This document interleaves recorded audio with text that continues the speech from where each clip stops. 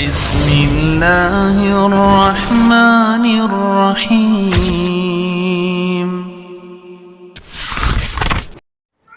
إن الحمد لله نحمده ونستعينه ونستغفره ونعوذ بالله من شرور أنفسنا ومن سيئات أعمالنا من يهده الله فلا مضل له ومن يضلل فلا هادي له وأشهد أن لا إله إلا الله وحده لا شريك له وأشهد أن محمدا عبده ورسوله يا أيها الذين آمنوا اتقوا الله حق تقاته ولا تموتن إلا وأنتم مسلمون يا أيها الناس اتقوا ربكم الذي خلقكم من نفس واحدة وخلق منها زوجها وبث منهما رجالا كثيرا ونساء واتقوا الله الذي تساءلون به والأرحام إن الله كان عليكم رقيبا يا أيها الذين آمنوا اتقوا الله وقولوا قولا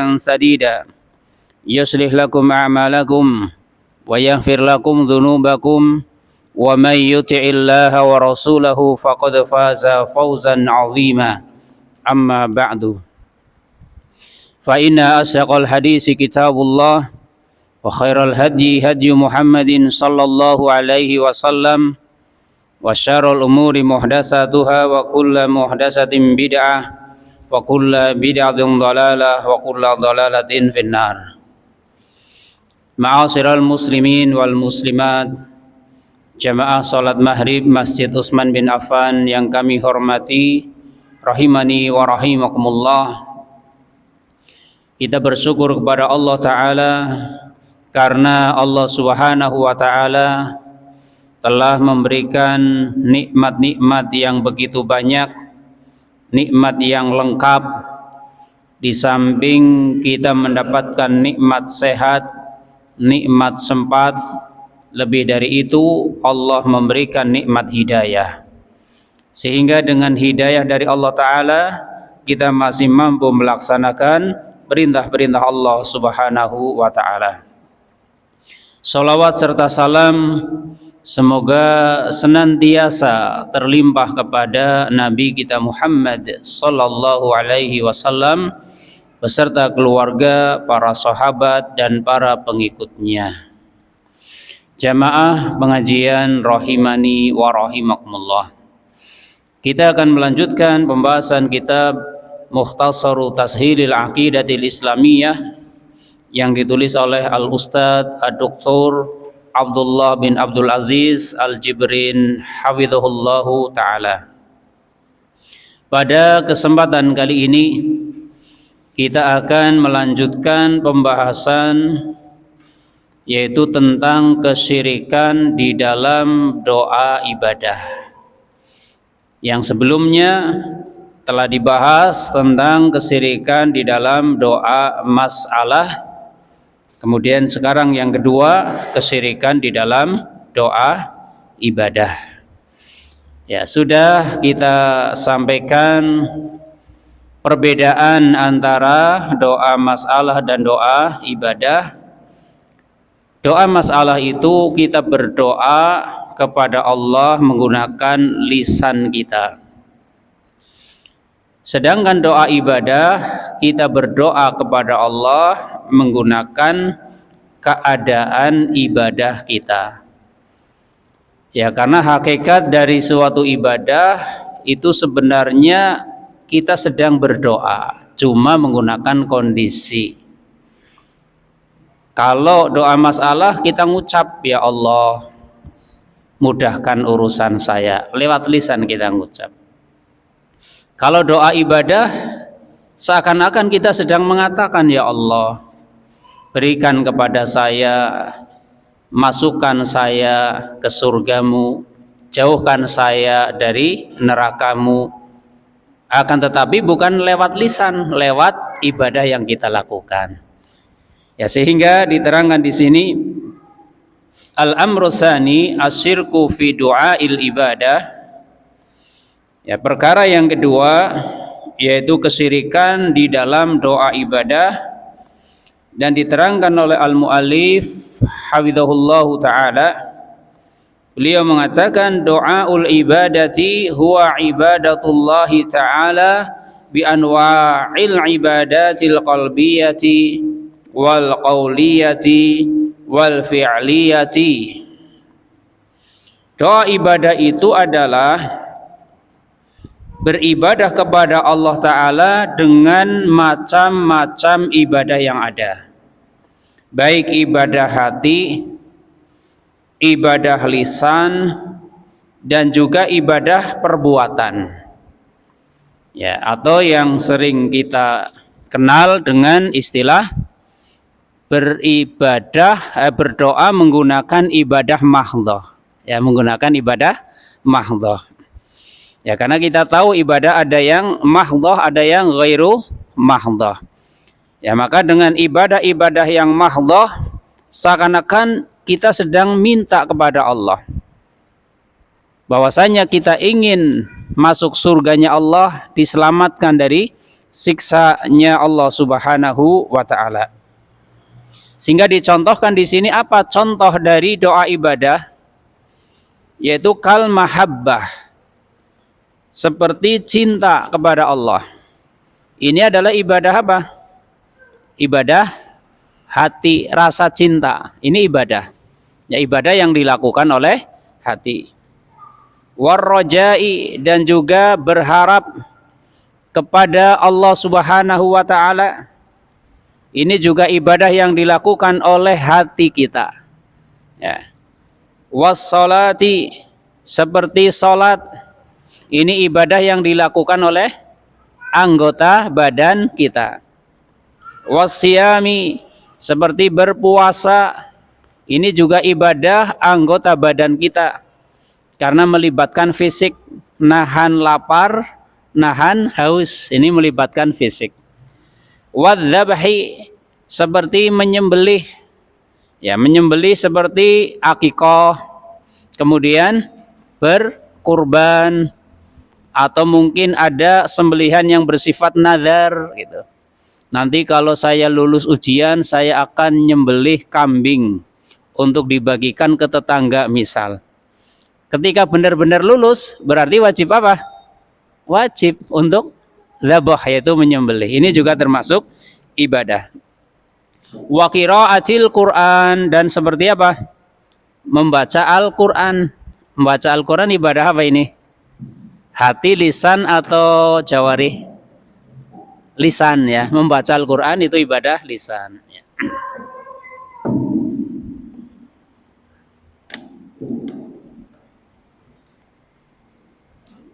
Ya. Membaca Al-Quran, ya, contohnya yaitu ibadah membaca Al-Quran ini adalah ibadah lisan. Sehingga ketika membaca Al-Quran, ya, lisan kita harus ikut terlibat, ya. Bukan baca Al-Quran mushafnya dilihat, ya, kalau bahasa kita dipandengi gitu, ya, ininya rapat, cuma hatinya yang baca, ini yang nggak tepat.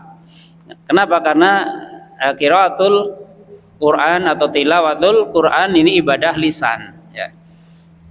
Wa dzikrillahi ta'ala, dan juga berzikir kepada Allah Ta'ala, wa ghairiha, dan yang lainnya.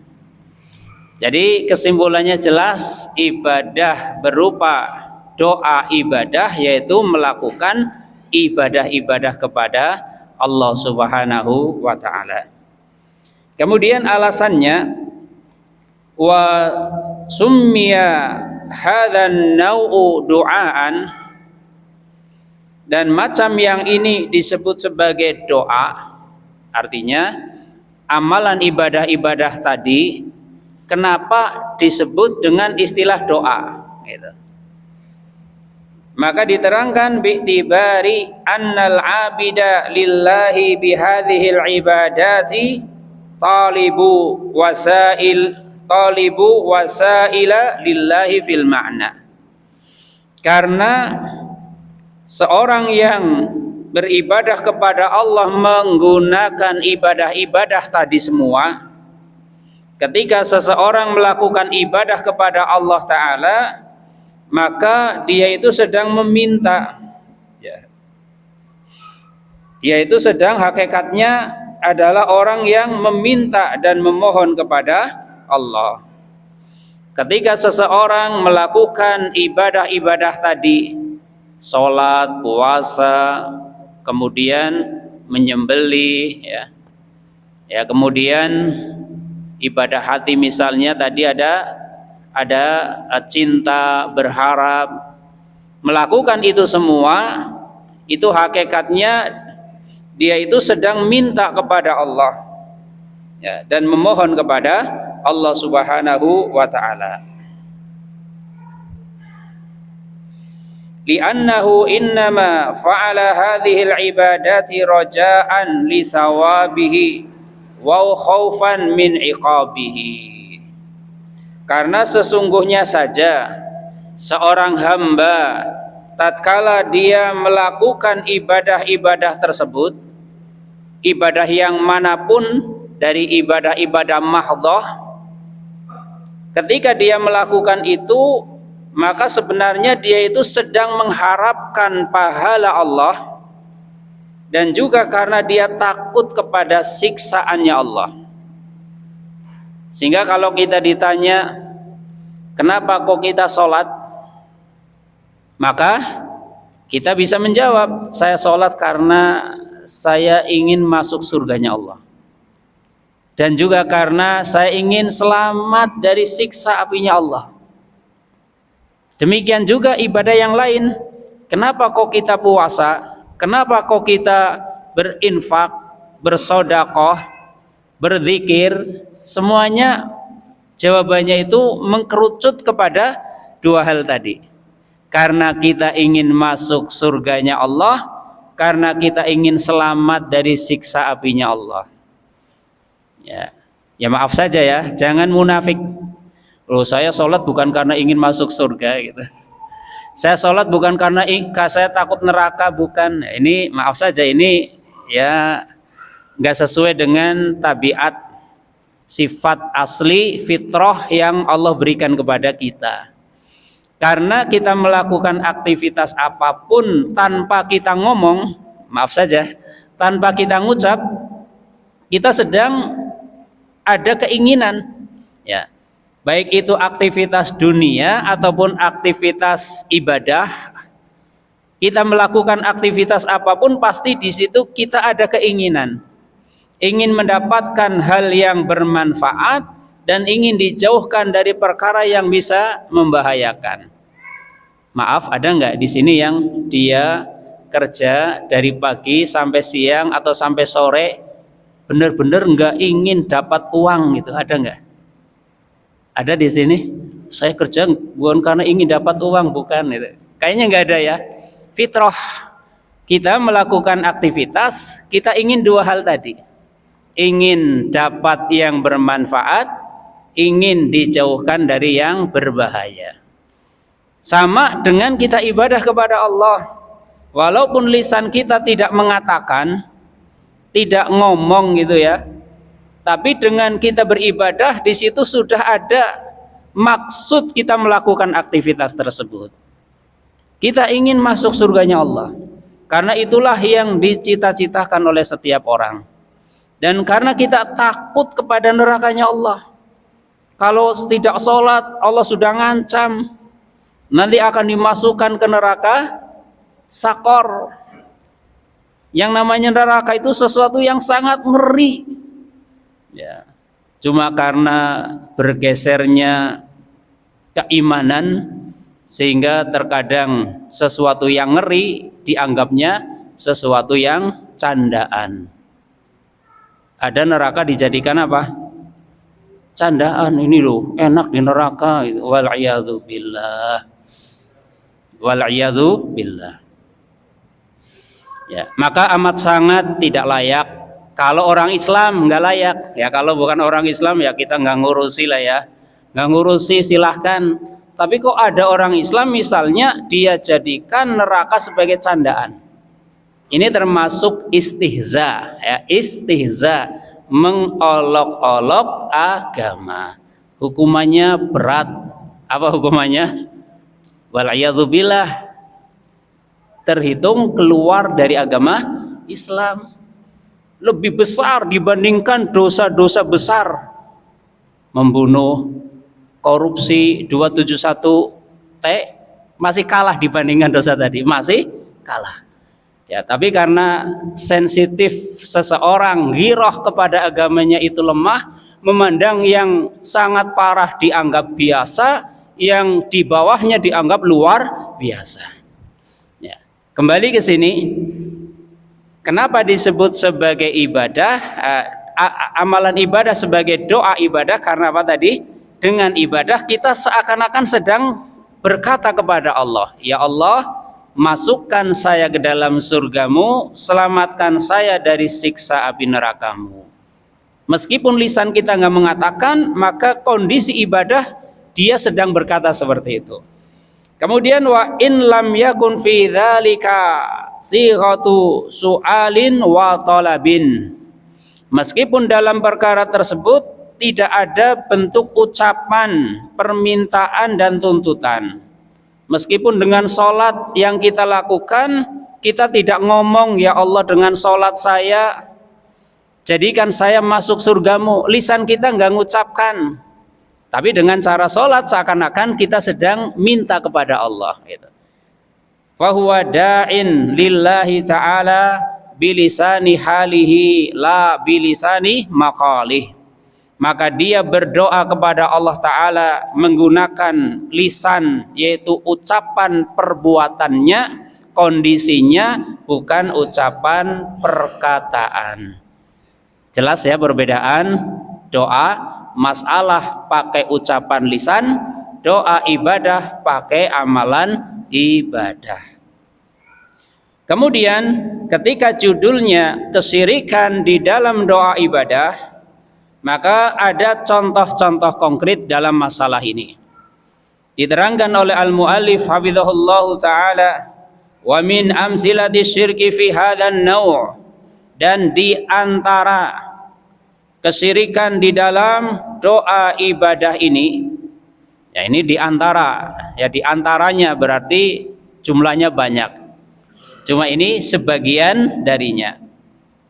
Yang pertama dicontohkan oleh al-muallif hafizahullah ta'ala, al-alif asyirku fil khauf. Yang pertama adalah kesyirikan di dalam ibadah yang namanya al-khauf, rasa takut. Al-khaufu fi aslihi yanqasimu ila arba'ati aqsam. Rasa takut itu pada hukum asalnya terbagi menjadi 4 macam. Ya, sehingga nanti bisa kita lihat mana yang termasuk khauf yang terhitung sebagai ibadah, ketika dipersembahkan kepada selain Allah maka terjerumus ke dalam khauf yang syirik. Akan tapi kita perlu mengetahui macam-macamnya supaya apa? Supaya tidak memukul rata. Kalau ada orang takut langsung divonis, oh kamu syirik karena takut kepada selain Allah. Ya, di situ ada rinciannya. Tidak setiap takut kepada selain Allah langsung dihukumi syirik. Ya. Ada yang syirik, ada yang enggak gitu. Ya, maka di sini akan diterangkan oleh al-mu'allif keempat macam-macam takut.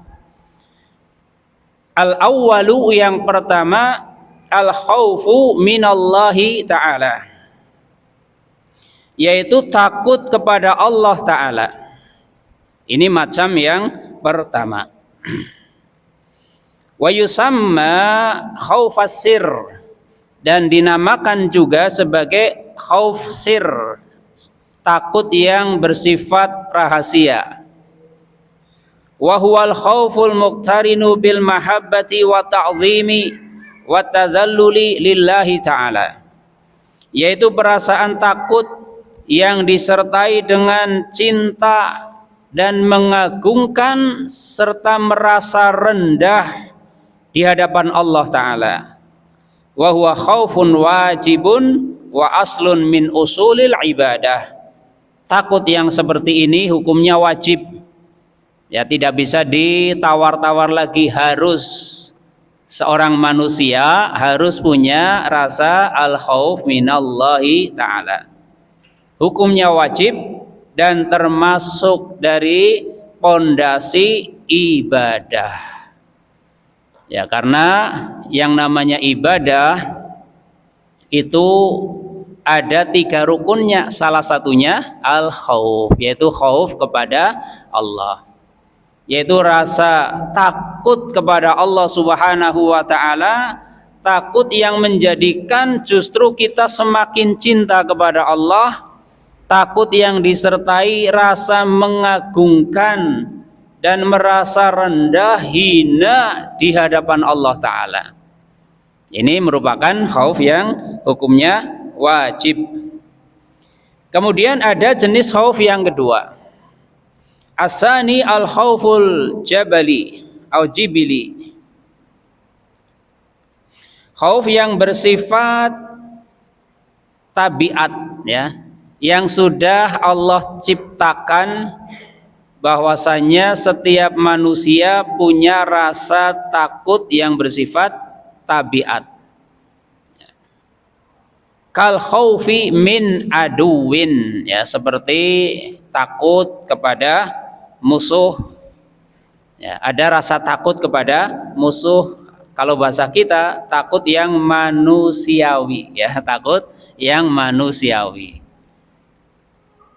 Wal khaufi minas siba'il muftarisah, takut kepada binatang buas, harimau misal. Takut kepada harimau ini takut yang manusiawi. Hukumnya apa? Syirik atau boleh? Hukumnya boleh, ya. Wa nahwi dzalik, dan yang lainnya. Takut kepada api yang besar, gitu. Takut kepada banjir, ya, air yang meluap misal. Kalau takut istri apa hukumnya? Ya, kita nggak bahas itu, ya. Kita bahas yang takut manusiawi, ya. Ya, takut istri ini tergantung keimanan. Ya, tidak boleh suami takut istri, ya, takutnya kepada Allah. Nah, kembali ke sini, wa hadza khaufun mubah. Takut yang seperti ini hukumnya mubah. Apa arti mubah? Mubah artinya boleh, bukan mubah bahasa Jawa. Kalau mubah bahasa Jawa artinya muspro, sia-sia, nggak ada gunanya, itu mubah bahasa Jawa. Bukan mubah bahasa Jawa, tapi mubah bahasa syariat, ya. Mubah itu artinya boleh. Ya, karena ini memang manusiawi. Ada harimau kita takut, ya ini boleh. Bukan menjadi oh ini syirik karena takut kepada harimau, enggak. Ya, ini termasuk takut yang hukumnya boleh. Idza wujidat asbabuhu, dengan catatan kalau memang ada sebab yang sesuai dengan logika. Ya, takut pada macan, ya ini bisa sesuai logika, ya. Kita kekuatannya segini, macan kekuatannya, tenaganya jauh lebih besar, punya senjata pada tubuhnya. Ya, ini takut yang hukumnya mubah, ya, bukan menjadi syirik. Tapi kalau nggak ada apa ya, sebab akibatnya kok takut, ya ini yang jadi masalah. Takut kok pada pohon yang besar, padahal pohon yang besar bisa bermanfaat, berteduh di bawahnya, gitu, ya. Ada rasa takut, oh ini ada yang menguasai misal. Takut kepada sebuah jalan tertentu di tempat tertentu, karena takut kalau lewat sana katanya harus apa? Klakson, gitu. Ya. Kalau harus klakson dari sisi di sana nggak kelihatan, jangan-jangan ada kendaraan yang lewat, ya nggak masalah. Tapi nggak ada sebab apapun dengan anggapan seperti tadi. Ini yang tidak dibolehkan, ya. Jadi idza wujidat asbabuhu, ini sebagai garis bawahnya. Apabila memang ada hal-hal yang mengarah kepada takut tersebut. Allah Subhanahu wa ta'ala mencontohkan qala Allah Ta'ala an nabiyhi. Allah Subhanahu wa taala menceritakan tentang nabinya Musa alaihi salam, yaitu Nabi Musa alaihi salam. Sebutkan di dalam surat Al-Qasas ayat 21. Fa kharaja minha khaifan yataraqqab. Maka Musa keluar dari kota itu dengan rasa takut, menunggu-nunggu dengan khawatir.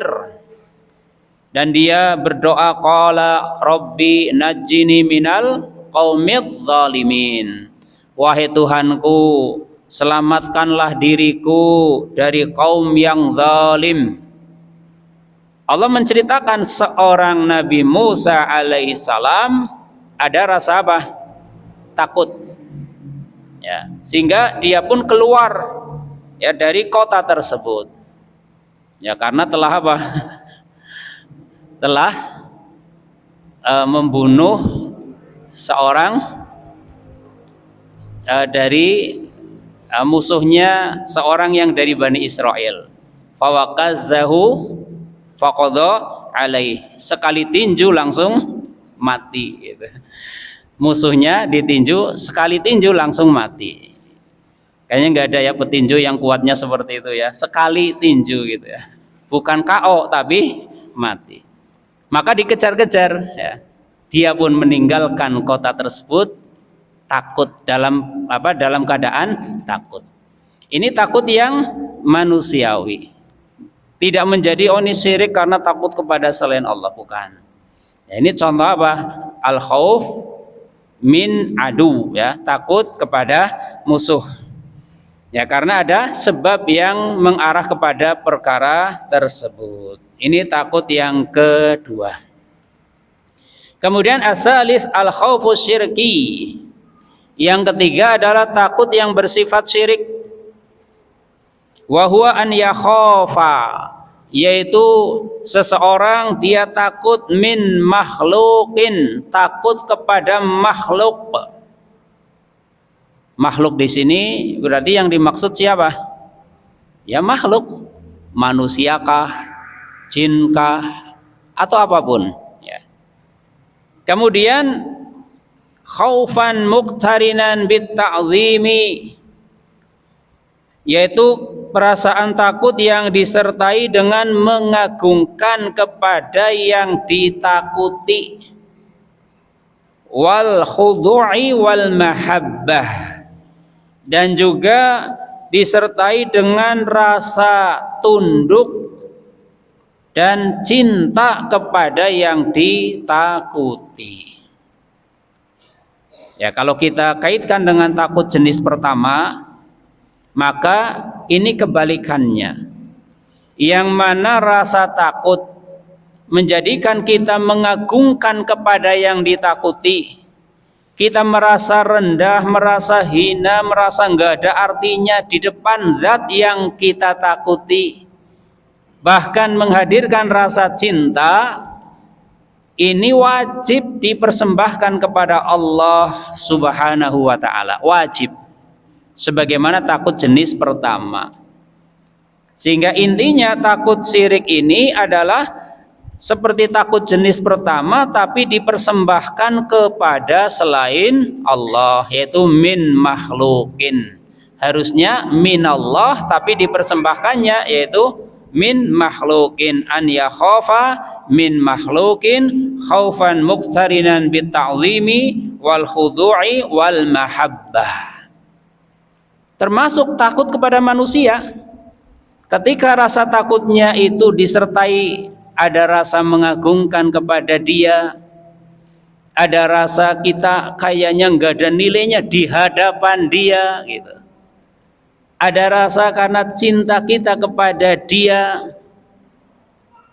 Ini juga termasuk takut yang syirik kalau dipersembahkan kepada manusia. Termasuk dipersembahkan kepada jin, termasuk dipersembahkan kepada makhluk-makhluk yang lainnya, yang intinya semua makhluk. Sehingga tidak boleh kita ada rasa takut kepada makhluk dengan takut yang disertai tadi, Ya, beda dengan takut kepada harimau, misal ini nggak ada rasa kita mengagungkannya, kemudian cinta kepadanya, enggak. Semata-mata karena kita takut dari madarat yang mungkin akan ditimpakan olehnya biidnillahi ta'ala. Ya, sehingga jangan pernah kita cinta atau kita takut kepada manusia dengan disertai rasa tadi. Ya, termasuk takut kepada musuh, tapi kok ada rasa tadi, rasa mengagungkan, rasa kita nggak ada harganya di depannya. Maaf, termasuk takut kepada istri kalau disertai rasa ini. Takut kepada istri, disertai rasa kita mengagungkannya, disertai ada rasa kita nggak ada nilainya di hadapannya, gitu ya. Ya. Kalau cinta itu memang cinta yang manusiawi, ya. Tapi kalau disertai yang seperti ini, ada rasa kayaknya saya nggak ada nilainya di depan istri, ya ini maaf saja, ini takut yang bisa terjerumus kepada takut syirik. Termasuk takut kepada siapa? Ya semuanya, termasuk penguasa gitu ya. Maaf, Pak Presiden lewat misal di depan kita, ada rasa mengagungkan, kayaknya saya nggak ada nilainya di hadapan dia misal. Ada kecintaan yang begitu luar biasa. Kemudian sampai kita menundukkan badan kita, lewat kita menundukkan badan, disertai rasa tadi. Ini termasuk ya. Ya, sehingga kalau kita ingin atau kita ada rasa takut, tempatkan takut yang bersifat manusiawi. Ketika takut kepada sesuatu yang manusiawi, ya di situ harus ada sebabnya tadi. Kalau nggak ada apa-apa kok takut, ya ini berarti tidak pas ya, tidak tepat. Kembali ke sini, inilah takut syirki, ya takut yang bersifat syirik kepada makhluk, siapapun bentuk makhluknya dan apapun bentuk makhluknya. Ketika takutnya disertai dengan rasa mengagungkan, kita tunduk dan merasa hina, tidak ada nilainya di depannya, dan juga kecintaan kita, maka ini termasuk takut yang syirik. Maka dicontohkan wa min dzalika, contoh takut yang syirik, al khaufu min sonamin au min mayyitin, seperti takut kepada berhala. Orang takut kepada berhala sampai dia merasa harus nyembah kepadanya, mengagungkannya, ya. Atau takut kepada min mayyitin, kepada mayit, ya. Takut kepada mayit dengan perasaan tadi, di depan kuburnya sampai-sampai maaf mencium apanya, nisannya dengan perasaan tadi, saya ini sangat rendah di depan mayit ini, saya nggak ada nilainya di depan mayit ini, ya. Saya mencintai mayit ini dengan cinta yang totalitas, dan juga ada rasa pengagungan, ya. Apa bukti pengagungannya? Nisannya dicium misal. Ini bisa menjadi takut yang syirik kalau apa? Disertai tadi ya, merasa mengagungkannya, merasa tidak ada nilainya di hadapannya, dan juga karena kecintaan yang totalitas. Kemudian khaufan makrunan bi ta'zimin wa mahabbatin, takut kepada berhala, takut kepada mayit yang disertai dengan rasa mengagungkan dan cinta. Faya khafu, lalu dia takut kepadanya, an yusibahu bimakruhin bimasyiatihi wa qudratihi, ya dengan anggapan kalau tidak mengagungkannya, tidak memuliakannya, bisa-bisa dia akan menimpakan makruh, sesuatu yang tidak diinginkan dengan kehendak dan kekuasaannya. Punya anggapan kalau tidak mengagungkan berhala tersebut, kalau tidak mengagungkan mayit tersebut, anggapannya bisa-bisa nanti, ya bahasa kita ya, kena kualat, itu bahasa kita. Bahasa yang mungkin sering kita dengar dan lebih mudah kita cerna. Wah, kamu kok nggak mau nyium nisannya, kualat kamu. Ini contoh. Ya. Dia takut kepada mayit dengan anggapan nanti bisa kualat, bisa ditimpakan hal-hal yang tidak disukai, ya, dengan kehendak dan kekuasaan dari mayit tersebut. Kemudian ka'an yakhafa an yusibahu bimaradin aw bi'afatin fi malihi, atau takut kepada berhala, takut kepada mayit dengan anggapan dia takut kepadanya karena bisa-bisa mayit itu, berhala itu akan menimpakan sakit atau musibah-musibah, hal-hal yang buruk yang menimpa hartanya. Kalau tidak takut kepada ini, bisa-bisa kamu kualat, harta kamu bisa habis, kamu bisa sakit. Gitu. Masih ada nggak orang yang anggapan seperti itu? Masih. Dengan satu kata, kualat langsung takutnya luar biasa. Saking takutnya nyembah. Wal'iyadzu billah. Ya. Au yakhafa an yaghdhaba alaih, atau kalau tidak takut kepada mayit itu, bisa-bisa mayit itu akan murka, itu ya, akan murka kepadanya. Fayaslubuhu ni'amahu, lalu berhala itu atau mayit itu bisa mencabut nikmat-nikmatnya. Yang tadinya kaya bisa jadi miskin, yang tadinya sehat bisa jadi sakit, yang tadinya punya anak buah banyak bisa menjadi pergi semua. Ini ya, ini anggapan, ya, anggapan dari sebagian orang. Fahadha minasyirkil akbar, maka ini termasuk syirik akbar. Alasannya apa? Li'annahu sarafa ibadatal khaufi wa ta'zimi li ghairillah, karena dia telah mempersembahkan ibadah yang namanya ibadah takut dan juga pengagungan kepada selain Allah. Walima fi dzalika min i'tiqadin naf'i wadh-dharri fi ghairillah ta'ala. Dan juga alasan kedua, ya, karena di situ ada satu anggapan, satu keyakinan adanya selain Allah yang bisa memberikan manfaat dan bisa menolak madarat. Padahal an-nafi' dan ad-dhar adalah Allah. Zat yang bisa memberikan manfaat, yang bisa menolak madarat, itu hanya Allah Subhanahu wa ta'ala. Sehingga anggapan selain Allah ada yang seperti itu, berarti dia telah mempersembahkan ibadah untuk selain Allah.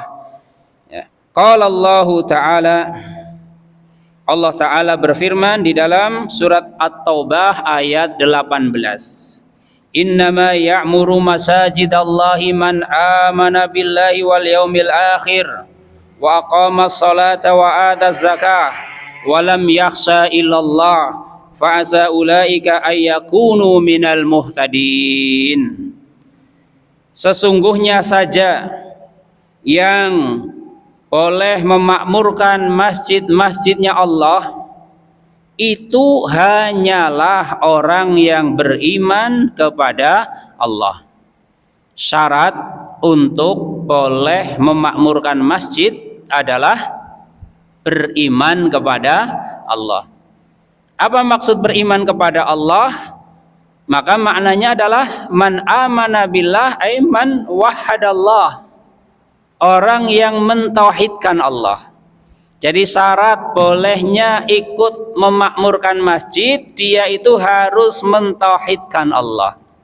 Sehingga pada ayat sebelumnya Allah menyebutkan bahwasannya tidak pantas bagi orang-orang musyrik untuk ikut memakmurkan masjid-masjidnya Allah, karena yang boleh memakmurkan masjid hanyalah orang yang mentauhidkan Allah, beriman kepada Allah wal yaumil akhir, dan beriman kepada hari akhir, wa aqamas salata, dia mendirikan salat, wa ataz zakata, dia menunaikan zakat, wa lam yakhsha illallah, dan dia tidak pernah takut kecuali hanya kepada Allah, yaitu takut ibadah, ya. Dia tidak pernah mempersembahkan takut yang disertai dengan pengagungan, dengan merendahkan diri, dengan perasaan sepenuh cinta. Dia tidak pernah mempersembahkan takut yang seperti itu kecuali hanya kepada Allah. Fa'asa ulaika ayyakunu minal muhtadin, maka merekalah orang-orang yang akan mendapatkan petunjuk atau hidayah dari Allah Subhanahu wa ta'ala. Sehingga berkata qala Ibnu Atiyah, berkata Ibnu Atiyah Al-Maliki Al-Andalusi Al-Maulud sanata wahidatin wa samanin wa arba'imiatin lil hijrah. Ya, berkata Ibnu Atiyah Al-Maliki Al-Andalusi yang lahir pada tahun 481. Ya. Fi tafsirihi, di dalam kitab tafsirnya, fi tafsiri hadhil ayah, pada tafsir ayat ini, surat At-Taubah ayat 18, ya, beliau menyebutkan yuridu khasyatat ta'zimi wal ibadati wat ta'ah. Yang dimaksud adalah rasa takut karena pengagungan dan juga ibadah serta ketaatan. Ya. Wa minal khaufi syirki, dan termasuk takut yang bersifat syirik, an yakhafa min makhluqin fi ma la yaqdiru alaihi illallah, fi ma la yaqdiru alaihi illallahu ta'ala, ka an yakhafa min makhluqin an yusibahu bi maradin bi masyiatihi wa qudratihi. Termasuk takut yang bersifat syirik yaitu takut kepada makhluk dalam perkara yang hanya bisa dilakukan oleh Allah. Ya, contoh takut kepada makhluk, nanti makhluk itu akan menimpakan sakit kepada dirinya dengan kehendak dan kekuasaan dari makhluk tersebut. Urusan sakit, sehat itu mutlak hanya bisa dilakukan oleh Allah. Kemudian takut kepada makhluk dengan anggapan makhluk itu bisa menimpakan sakit. Kamu kalau nggak hati-hati dengan kuburan ini, misal nanti kamu bisa mati setelah pulang dari sini, misal. Urusan mati itu urusan siapa? Allah. Kok dia menganggap ada satu makhluk dia bisa menjadikan manusia mati? Ya, maka ini juga takut yang bersifat syirik.